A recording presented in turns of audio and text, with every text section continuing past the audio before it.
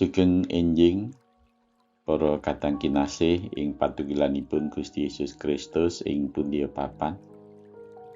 Kados pundi pawartosipun dinten menika, mugi siramat dalem Gusti Yesus Kristus lan sipun Allah Sang Rama nunggil dhateng kula panjenengan sedaya. Pepanggihan malih kalian renungan Sabda Winedar. Sesarengan kalian kula Pendeta Saryanto saking GKJ Sumberagung Cetis Bantul Ngayogyakarta. Injing menika kita badhe ngraos-ngraosaken sabda dalem Gusti lumantar Jabur bab sang dosa songo. Mirunggan ayat 6 lan 7 badhe kita wasaken kangge kita sedaya. Nabi Musa lan Imam Harun iku panunggalane imame. Tuwe Nabi Samuel iku panunggalane kang padha nyebut asmane Yewah. Nuli kaparingan wangsulan. Padha dipangantikani saka ing tugu mega. Kabeh wis padha netepi pepengete sarta pranatan kang diparingake. Mekaten sabda dalem Gusti. Kita badhe ngraos-ngraosaken kanthi jejer Allah ingkang kedah sinembah. Para sedherek ingkang kinasih, ing pagelaran ketoprak utawi wayang adatipun tiyang ingkang gadah panguwaos sinembah dening para abdinipun. Sinembah amargi kuwaos nemtokaken abang biruning kawontenan lan ugi nasibing para abdinipun. Lan mekaten gegambaraning gesangipun umat. Inggih menika umatipun Gusti Allah prayogi tumungkul sujud manembah dhateng Allah ingkang Maha Kuwaos.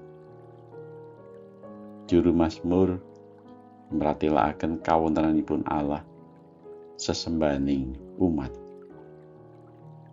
Sinebatipun Nabi Musa, Imam Harun, lan Nabi Samuel, estunipun nyuli umatipun Allah. Ingkang atekipun nggambaraken pribadi ingkang dados lantaraning umat nélakaken pambangun turutipun dhateng Gusti Allah. Nedahaken umat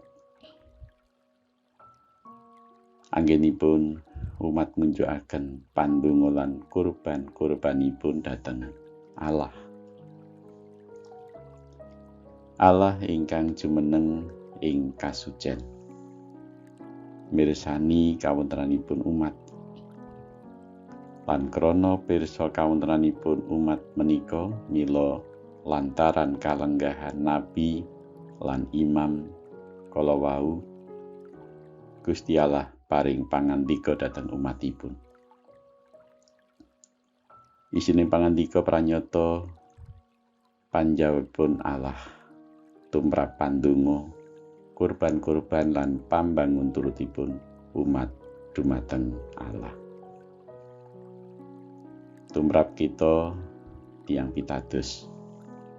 Estunipun kalenggahan-kalenggahan nabi, imam lan ratu menika sampun sinandhang wonten ing pribadinipun Sang Kristus inggih Gusti lan juru wilujenging jagat.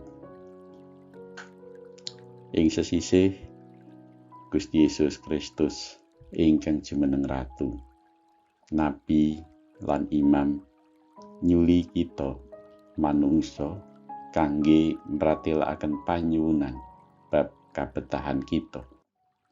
Mirungganipun bab pangapuntening dosa. Supados nampi gesang langgeng. Nanging ing sisih sanesipun panjenenganipun Sang Kristus.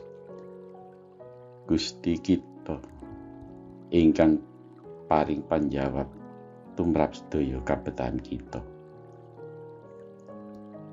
Mila estu pantes lan sampun samestinipun menawi kita manembah dumateng Gusti krana asih, katresnan lan panguwasipun ingkang kuwaos paring panjawab kanthi bukti nyata inggih menika milujengaken. Gusti berkahi kita sedaya. Amin. Suwi kita sami ndedonga. Ngaturaken panuwun dhumateng Gusti paduka paring medharing pangandika injing menika minangka tetales nggih kawula sami badhe nindakaken ayahan. Paduka tansah berkahi umat kagungan paduka mriki warganing kaji ing pundi papan. Wonten ing ngasamanipun Gusti Yesus kawula ndedonga. Amin.